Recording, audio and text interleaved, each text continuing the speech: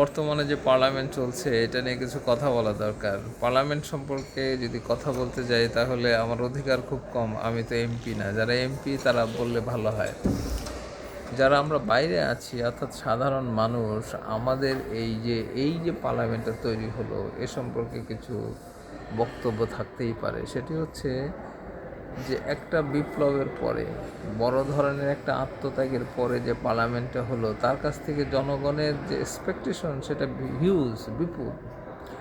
প্রথমেই যে ধাক্কাটা খেলো সেটা হচ্ছে যে জুলাই সনদ নিয়ে বিএনপির যে এজেন্ডা বা ম্যানিফেস্টোর মধ্যে 1 নম্বরে ছিল সংবিধান সংস্কার কমিশন গঠন করা। তার মানে কি, সংবিধানে যে উল্টাপাল্টা জিনিস ছিল সেটাকে ঠিক করা প্রথম কাজ ছিল। হ্যাঁ, কী ধরনের এই সংবিধানকে ইচ্ছা মতন সাজানো হয়েছিল বিগত স্বৈরাচারের সময়। একদিনে কথা নাই বার্তা নাই, আপনার তত্ত্বাবধায়ক সরকার বাদ দেওয়া হলো। সেই পার্লামেন্ট, যে পার্লামেন্ট ইচ্ছে করে যা ইচ্ছা তাই করতে পারে, সেই পার্লামেন্টটাকে আগে ঠিক করা উচিত ছিল। অর্থাৎ সংবিধান সংশোধন করে পার্লামেন্টের একটা মান তৈরি করা উচিত ছিল। যে পার্লামেন্টে রাষ্ট্রপ্রধান যা ইচ্ছা তাই করতে পারে সেটা একটা মানসম্পন্ন পার্লামেন্ট বলা যায় না। মানসম্মত পার্লামেন্ট বা স্ট্যান্ডার্ড পার্লামেন্ট, একটা দেশের জন্য একটা সুন্দর পার্লামেন্ট হতে হলে সেই পার্লামেন্টের একটা ব্যালেন্স থাকা দরকার।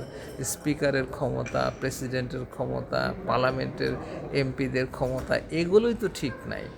এগুলো ঠিক করে পার্লামেন্টে বসা উচিত ছিল।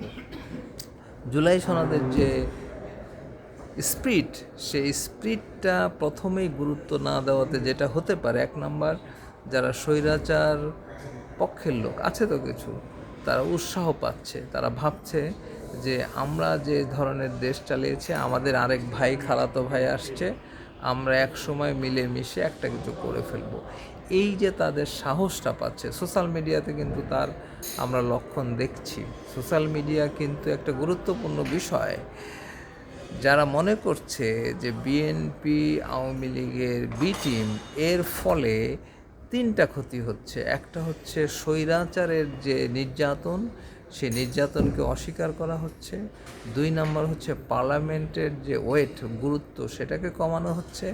3 নাম্বার হইল যে এই দেশে একটা বিপ্লবের পরে যে ধরনের মানুষের একটা আশা ছিল সেটাকেও হতাশায় পরিণত করছে। তাই এই পার্লামেন্টে আপনারা যত আলোচনা করেন, ভালো আলোচনা করেন, জনগণ খুব ভালোভাবে নেবে না।